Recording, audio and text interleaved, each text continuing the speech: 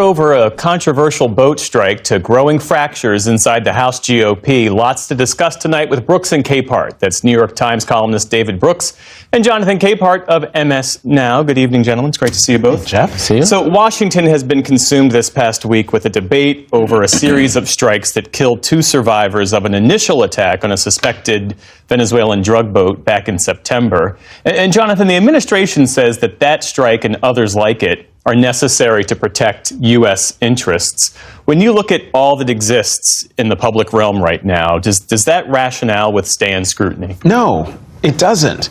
It would help if the president and the defense secretary, this administration, would show us the evidence. You keep saying that these people are drug runners. And you know who they are. So tell us. You keep saying that they are shipping these drugs, that's what's in those boats. Well, show us the evidence, but we don't have the evidence. And then the other thing is, those 2 people who were killed in that second strike, since then there have been others, and there have been survivors. If this is such a war on drugs to protect the American people, why aren't those survivors in U.S. federal custody and not repatriated to their countries? There are so many questions here that go well beyond what we've been talking about this week, and that's not to diminish the importance of why we're talking about this. And David, to that point, I mean, is the U.S., in your view, carrying out a counter-narcotics mission in the Caribbean, or is this a show of force mission, and does the administration itself seem clear on the difference? Well, it's more the latter than the former, but frankly, to be a little crude, if you remember in 2016, Donald Trump and Marco Rubio got in a fight in a presidential debate about who had bigger hands. This is the direct descendant of that, of who's the bigger man. Somebody's been watching too many Dirty Harry movies or Charles Bronson in Death Wish, where they blow away the bad guys. And this is a video image of we're blowing away the bad guys. The main source of the drugs comes over land through Mexico. If they cared about doing the drugs, they would focus on that. If they cared about doing the drugs, they would not be blowing up the evidence. They'd be interrogating the guys they caught. Right. If they cared about doing the drugs, they would try to work with our allies, not alienate our allies. And so this, to me, is just a TV show. And I think what appalls me most of all about it is what they're posting, both Trump and Hegseth, on social media. You look at the pictures of Abraham Lincoln at the end of the Civil War. You look at the pictures of Franklin Roosevelt at the end of World War II. The burden of sending human beings into battle and causing death and suffering on both sides was something they bore with incredible heaviness. And Hegseth treats it like it's a video game, and it's just like it's morally offensive. We also learned this week that the Pentagon Inspector General found that Secretary Hegseth's use of an unsecure messaging app, Signal, during active operations put U.S. personnel at risk, and that Hegseth did not fully cooperate with investigators. Jonathan, what do you see as the takeaways here? It's breathtaking. If this were a normal administration, one, Pete Hegseth would never be anywhere near the Pentagon. But let's say Pete Hegseth had gotten in and this had happened. That person would have been fired. There would have been multiple hearings on the Hill, not just of the defense secretary, but of all the other Defense Department officials who were on that signal chain to get to the bottom of this.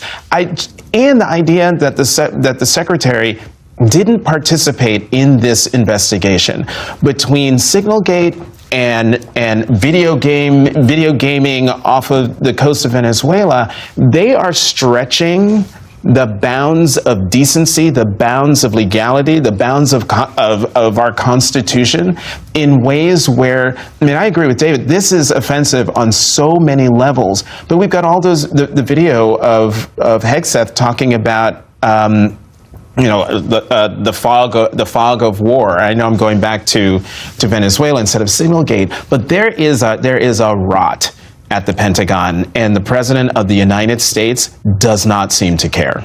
What about that? Administrations come and go, but the rules that govern secure communications are supposed to endure. What does it say that the cabinet secretary, the defense secretary, could disregard those rules with so little apparent consequence? Yeah, I would love to know if they ever had a conversation after Jeff Goldberg's story came out. and where they said, should we just admit it, we screwed up? Like, I think a normal human being would say, yeah, we screwed up. But then I remember Hegseth got off a plane or a helicopter, and instead of saying the obvious, which actually would have earned him a little credibility, given what the story he was stuck with, he went after Geoff. And then he didn't cooperate with this investigation. And when the investigation comes out saying explicitly in black and white that he endangered U.S. troops, he said, oh, totally exonerated. And so there's just a history of not only a little lie, like they didn't bend the truth. They broke it, stepped on it, burned it, and buried it in the ground. And so I would love to know if they even have a consciousness, maybe we should tell the truth that we messed up. Yeah. You know, we spend a lot of time on this program looking at the political divide and the toxic discourse fueled by conspiracy theories and misinformation. And last night there was this admission that really caught our attention. Dan Bongino, who was once this prominent right-wing influencer who trafficked in conspiracy theories, he explained why he pushed those narratives, and we should explain to our audience, he's now the #2 official at the FBI, and he promoted years ago false claims about the January 6th pipe bomb case, even suggesting that it was an inside job. Here's what he said to Sean Hannity last night. You put a post on X right after this happened, and you said there's a massive cover-up because the person that planted those pipe bombs, they don't want you to know who it is because it's either a connected anti-Trump insider or an inside job. You know, listen, I was paid in the past, Sean, for my opinions. That's clear. And one day I'll be back in that space. But that's not what I'm paid for now.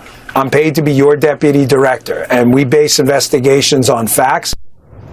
Have you ever heard a clearer admission of the incentives that are warping our political discourse? Bongino saying, yeah, I said all that stuff, but I was paid to say it.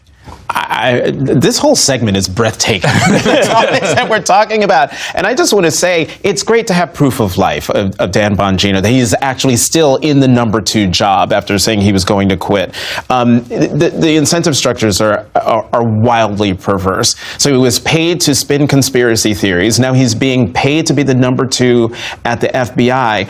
Why would any law enforcement agency out in the country, why would any American citizen trust anything that comes out of the FBI, between Director Kash Patel, who was part of all of this, to this guy?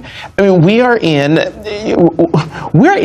a deep mess being run by a cadre of fools who shouldn't be in the jobs that they're in. Before I answer, could you tell me what you're paying me to do? Do you want the conspiracies or do you want the truth? I just Truth. Nothing but the truth. You know what? I mean, it illustrates how much of it is a circus, how much it is a performance. Well, you see, and I worked with Tucker Carlson for 9 years at the Weekly Standard. We helped co-found the magazine together, and I had a wonderful time with Tucker. But I watched him, and I watched other people who've gone on to those kinds of careers get captured by the audience. The audience, they feel the visceral rise of the audience when they do something edgy and crazy. And then once you give them that, the dose has to keep going up and up and up. And they just captured by it, and they get dragged to wherever the audience wants them to go. And they become, in Tucker's case, I don't know Mr. Bongino, but he is a different human being than the one I knew. And I think it is this seductive process of populist sort of drug dealing, basically, intellectual drug dealing.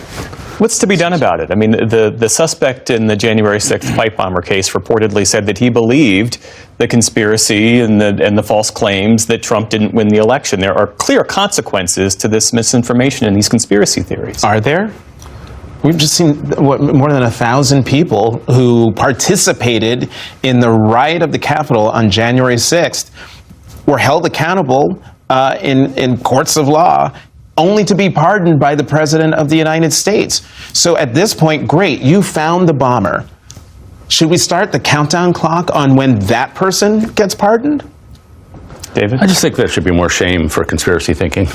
You know, if you think January 6th was an inside job, if you think 9/11 was an inside job, to diminish the importance of why we're talking about this. And David, to that point, I mean, is the U.S., in your view, carrying out a counter-narcotics mission in the Caribbean? Or is this a show of force mission, and does the administration itself seem clear on the difference?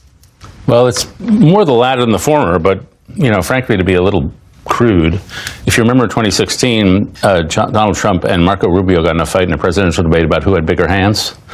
This is the direct descendant of that, of who's the bigger man. Somebody's been watching too many Dirty Harry movies, or Charles Bronson in Death Wish, where they blow away the bad guys. And this is a video image of we're blowing away the bad guys. The main source of the drugs comes over land through Mexico. If they cared about doing the drugs, they would focus on that. If they